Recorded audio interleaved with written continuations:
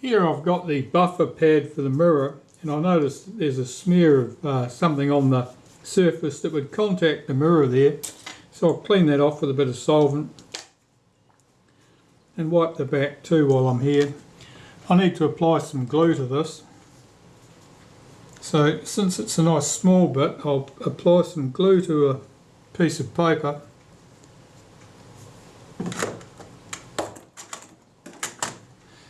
And then I'll transfer that with a toothpick.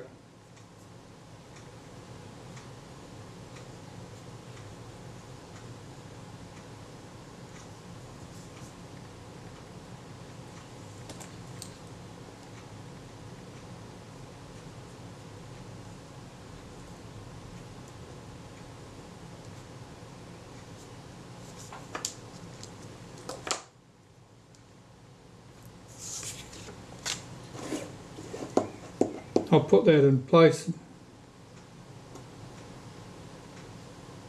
here. The little cutout should be open to the front. Just make sure that's centered up. That looks fine. Now the edge, I just want to make sure I haven't got any glue squeezed out along the edge of that. Let me just rub that with a bit of naphtha on a cotton bud. That's ideal. That's good. That's where that buffer pad should be. And that only leaves us the flash contact to deal with. Now that's a bright shiny silver thing at the moment, which we could do without. So I've got some matte black paint here, and I'll just put some over that. Now I mentioned that since we were using paint there was no point gluing that washer in place, and I'll just put a smear of that paint in there. That'll just seal that washer there. It wasn't going to run away anyway, but now it won't flap either. So that's that part done. So basically that's our shutter ready to go back in the camera body. And there's a little bit of work still to be done with the camera body because I haven't put the camshaft back in place or the washers, but that's our next task. But meantime, here's our shutter, and that's all good. As I check through the parts I have left over, I noticed that I've got 3 of these little blanking discs in my parts loose here. Now I know where one of them goes because it goes here. The other 2, I know where they go to. They're supposed to be sitting in the top of the casting here underneath that meter dial. So I'm just going to unhook that spring, remove that screw, slide that back out of the way, put those 2 blanking discs back where they should have been, and carry on. At least that's the plan. Let's hope it goes smoothly.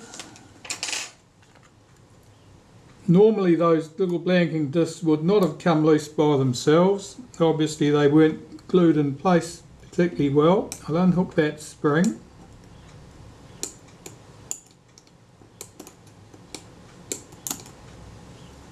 That's taken the tension off the cord. I'll get my glue ready because I don't want to be mucking around doing this. I want it to all go very smoothly and quickly.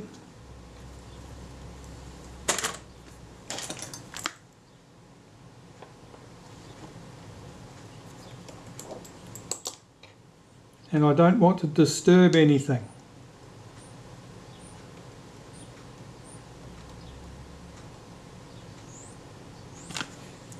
There you can see where they should have been. I'll take the first one.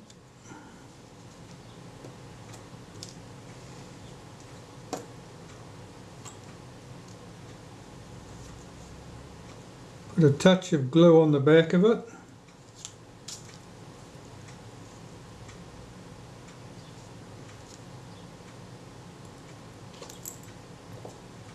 Slide that into place. I'll do its mate.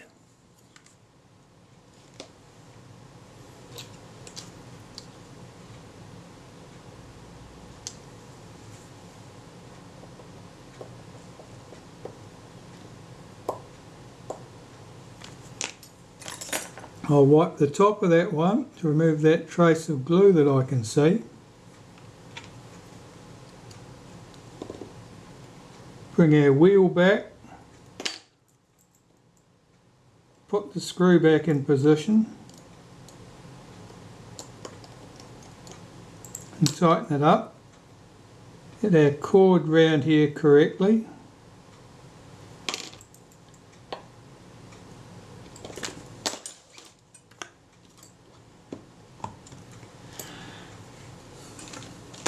Right, and my spring at the bottom, I want to pull that back into position.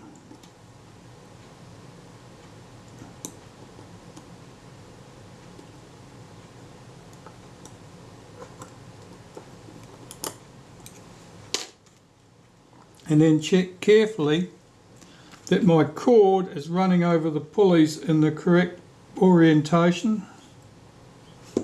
That one's not quite tucked down there. Just check the run of that.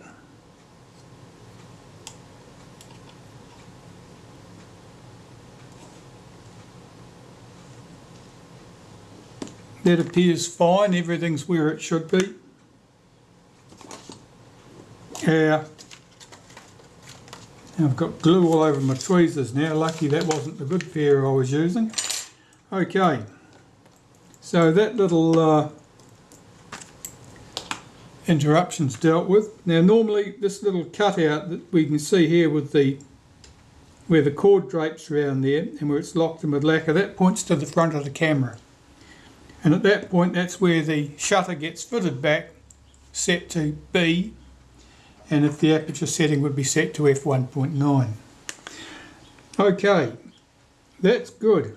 Now next I need to put a little bracket in here that will hold the tension on that spring on the front of the front pinion. Here's our shaft that goes across the cam that operates the mirror, and this also takes the action through to the front of the camera where this pinion cocks the shutter. That needs to be held under tension, and I've got a bracket that I've made to do that job. So here's the bracket I've got. It's got a single screw hole to fix to the top of the camera and a little notch carved in it which will engage with the spring. It fits in the body up here.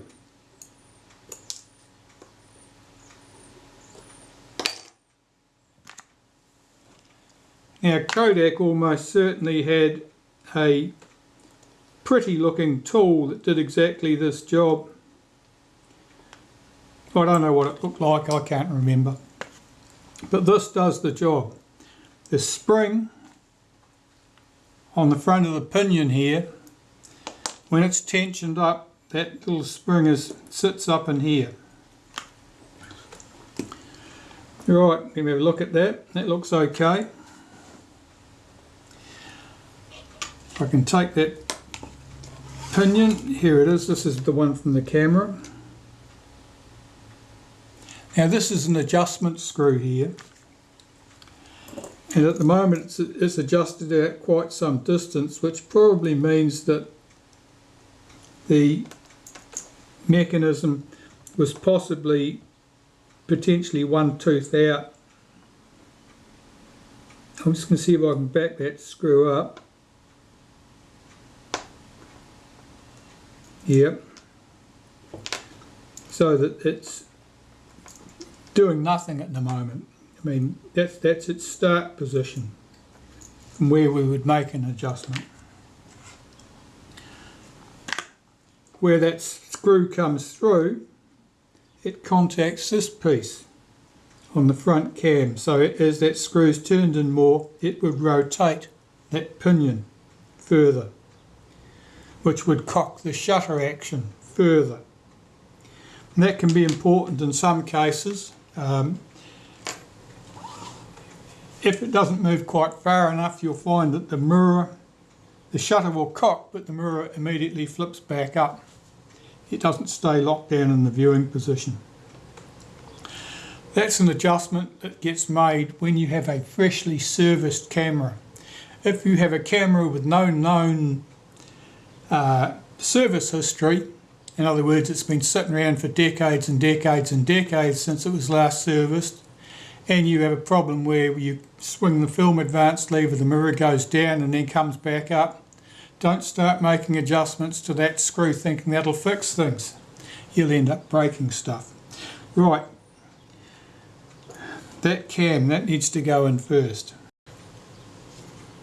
You can usually see on the cam where, by the wear surfaces, where that's been making contact with the levers that operate the mirror and capping plate.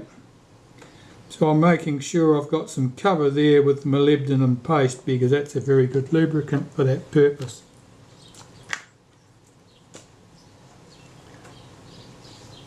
I'll run some on the shaft because that little pinion at the front runs on there, and right at the tip that's where it rotates in the casting for the front of the shutter.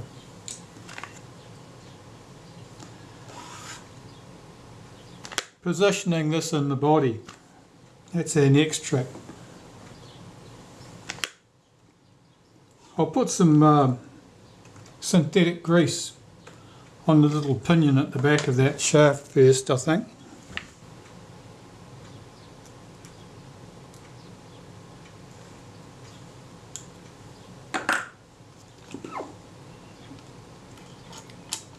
That fits in the housing there. Now the angle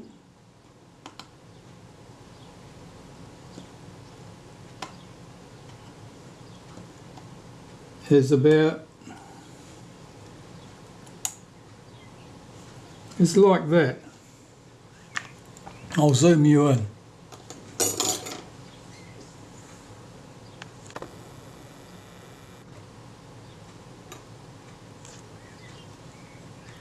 Alright, the angle of that shaft is like that.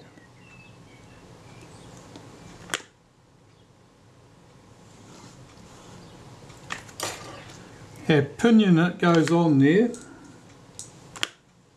At this stage I'm going to release the shutter, the mirror, because this is only going to release it anyway. Zoom you back out. So the mirror's up at the top now, this little pinion. This curved surface round here, that's a cam. It operates a lever, so I'm running some molybdenum paste along that.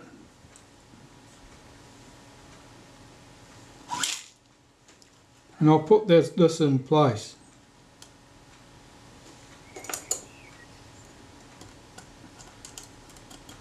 Now as I rotate that clockwise, it comes into position, but that spring on the front of it needs to come round more than one full turn. So at the moment it needs about half a turn to complete. It needs another turn from there. So you need a stiff pair of tweezers to achieve this.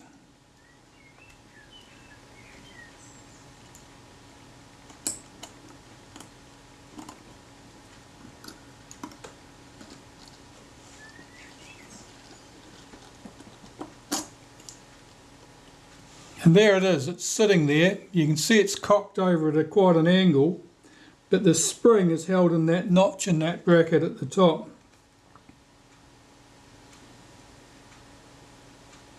Just checking that everything else looks good. It all appears to be good in there. Now I'm going to stack my washers. So I've got 4 washers, and these ones here are quite flattened out. We'll use these as our start ones. I'm putting them in convex side up. I'll put 4 more washers on here, concave side up. Don't be surprised if you've got to do this half a dozen times. It's very easy to drop one of those washers and then you have to try and fish it out without disturbing anything.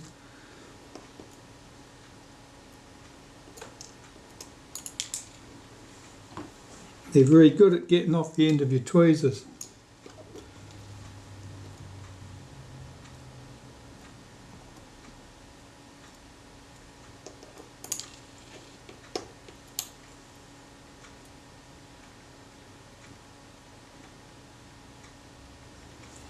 Alright, so now we've got our 12 washers in place. I'll check to make sure that my meter drum is where I left it. It is.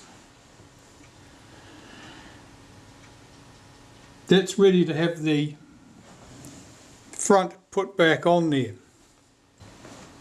This business of putting the front back on the camera is the single most tricky part of dealing with Retina reflex cameras.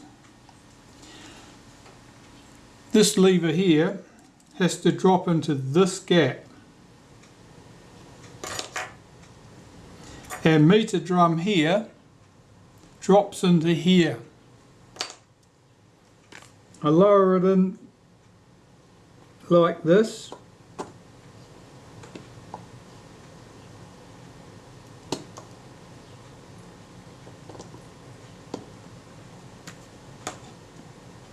Now I can see that I'm already displacing my washers on that pile.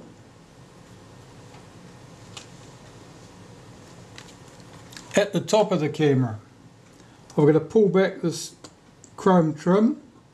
Don't come in far, just a little bit. Then you've got to get in with your tweezers and depress the mirror so that the mirror comes in below that mirror buff strip that we saw earlier. I'll get two of the original screws in place at the bottom. I just want those started so that the washers can't get away.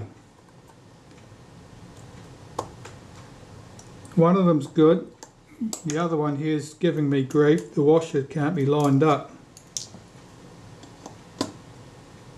That's better.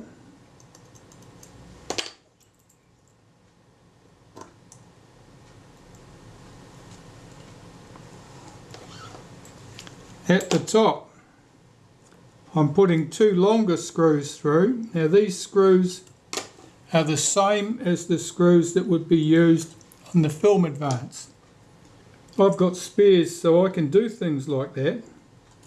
You might like to use two pieces of toothpick to do that job. We're after the same thing. We're trying to make sure that the washers can't fall away. Now I can tip the camera up. Check that the mirror is free to move downwards, and that pinion here on this shaft needs to be pushed across until it will engage with the front of the camera, which it did right then.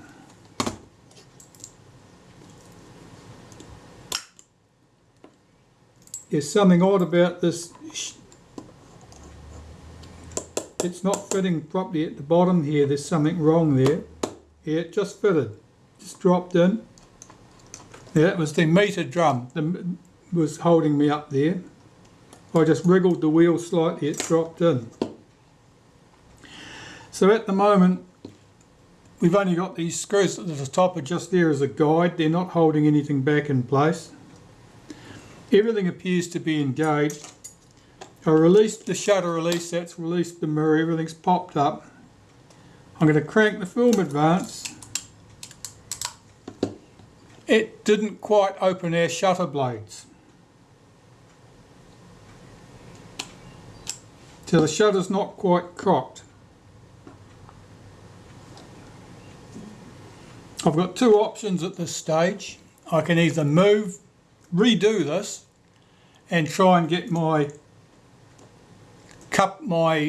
timing between the shaft and the front of the camera one tooth further, or I can try adjusting that screw that I backed right out earlier.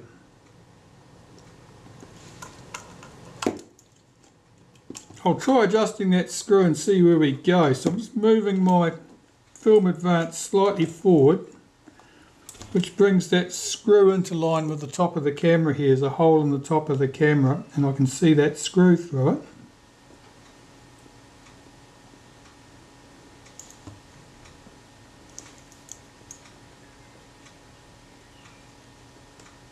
wind that screw in a couple of turns because I know I've got to go a distance.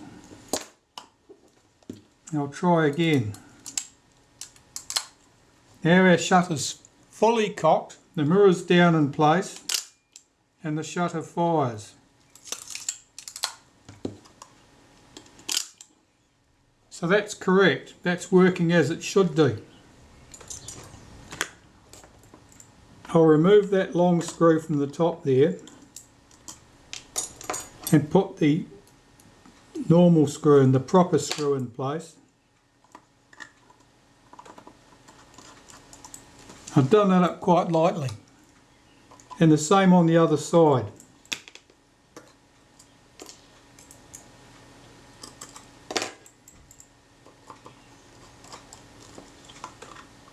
And I'm just making sure that these screws at the bottom aren't so loose they're in danger of falling out. And I'll check that film advance again. The shutter certainly cocked nicely and the action appears to be good. What happens if we set that down to a nice slow speed? Yeah, you can see the action. And what about the self timer?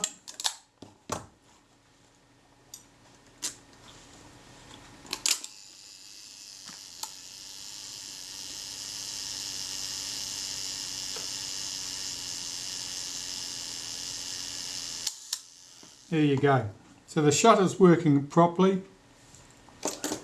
That all appears to be very good at this stage. We've got our coupling to go in for the meter next. Here's our coupling for the meter. I'm just putting a wipe of molybdenum paste on the shaft of that and at the tip, because that's got to find its way into the front of that meter drum, and some through the centre of the pinion for good measure.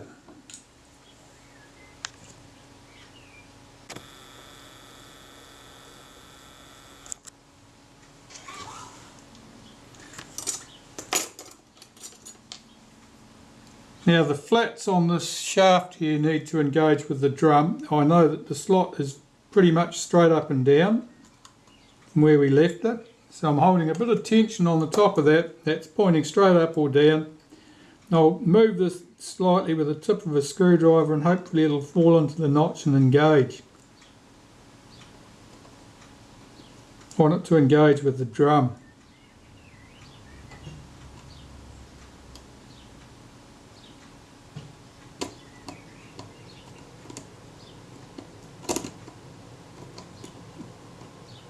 I can tell it's almost there because I'm getting a lot of resistance.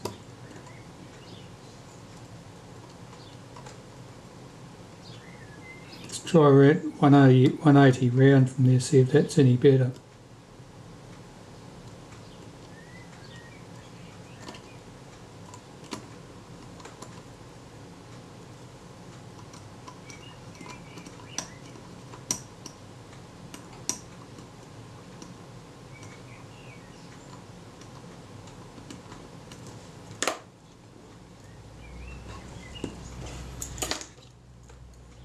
Just reluctant to drop in.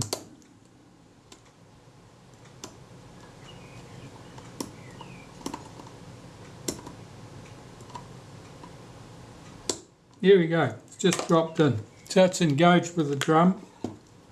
I'm looking at the notch here at the top of the camera, that red notch that we can see because it's highlighted by the lacquer.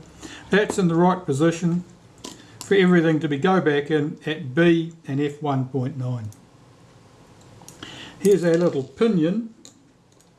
That can go on here. And that'll couple to the control rings on the front of the camera. Next thing I've got to do is set my distance for the flange, the lens flange, to the film plane. Now, if you've only got one camera to deal with and you've only got one lens, you can be a bit lax about this because you can make the lens fit the camera and it doesn't matter that it doesn't match anything else in particular. Because I want this camera, is going back to an owner who may well have more than one lens, it has to be set to the standard distance, and the standard distance is 47.6 millimeters, I think, from the lens flange here to the film plane. If you were doing this without any measurement tools, what I would do is I would start by doing up the 4 screws in each case until the front of the casting here is level with the casting here. And I usually do that by running a screwdriver across here, and you can tell if it catches going one way, then obviously this is higher than that. You just tighten that screw slightly until you can slide a screwdriver across there without it catching. We call that a reference point.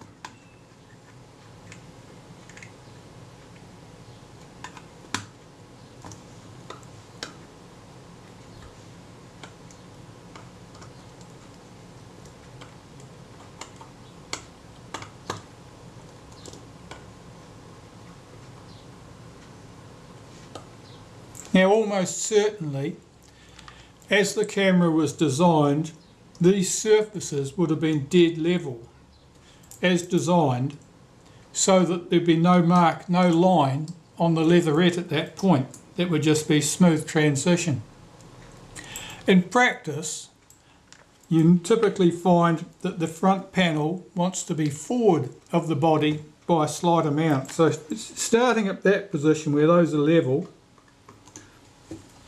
and you may have to muck around with this a bit to get them so that you can run your screwdriver across there smoothly.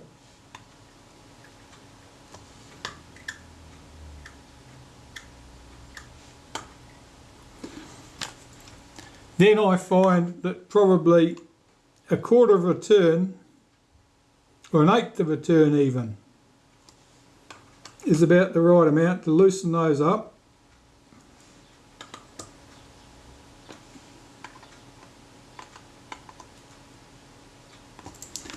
And typically that brings you fairly close to the standard distance. Now that's how I would set it up by eye if I had no measuring gear. But I have got measuring gear, so now I'll use it and we'll see how close I was.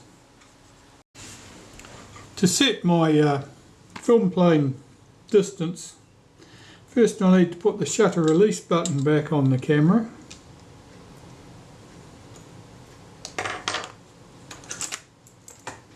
Because I need to use the cable release. Just check that's all working smoothly. That's fine. I've got my shutter set to B. Now, I've got a plate made up here to sit at the film plane to give me something to register it against. So I'll put that on there. Now this is running on the rails. These have been relieved so they're not sitting up on those points. It's sitting on the rails as a film would.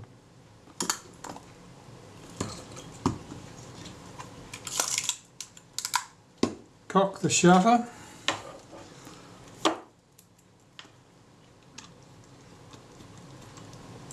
Put my cable release in place.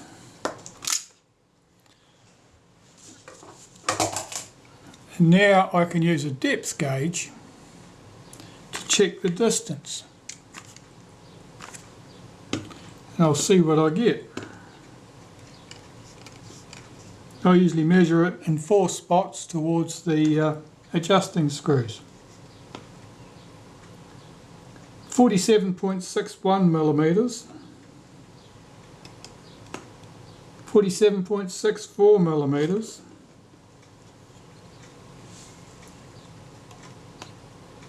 47.64 millimeters.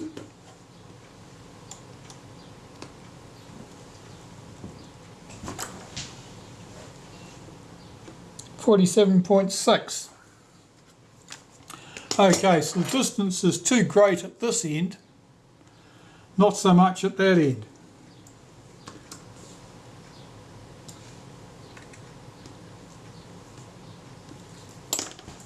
I've tightened those screws up slightly and rechecked those positions.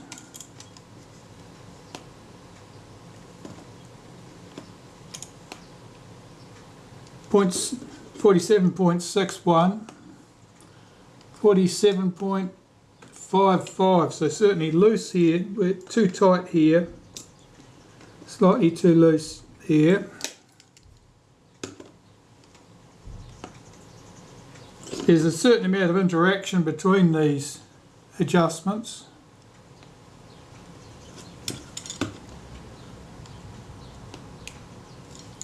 This is too tight, it needs to be loosened slightly.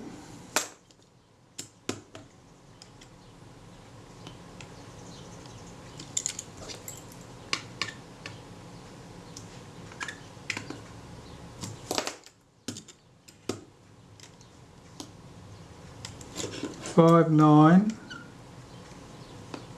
60, that one there,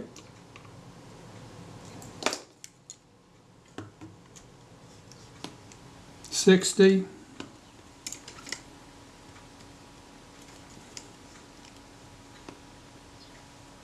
47.6, 47.6,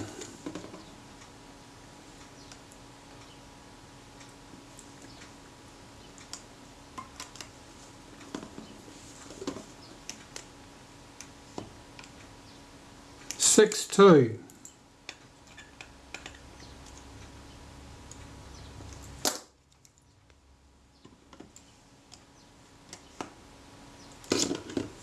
that one's slightly low, 6,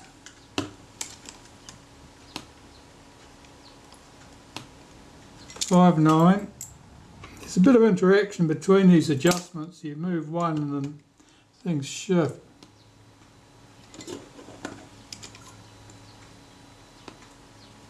6,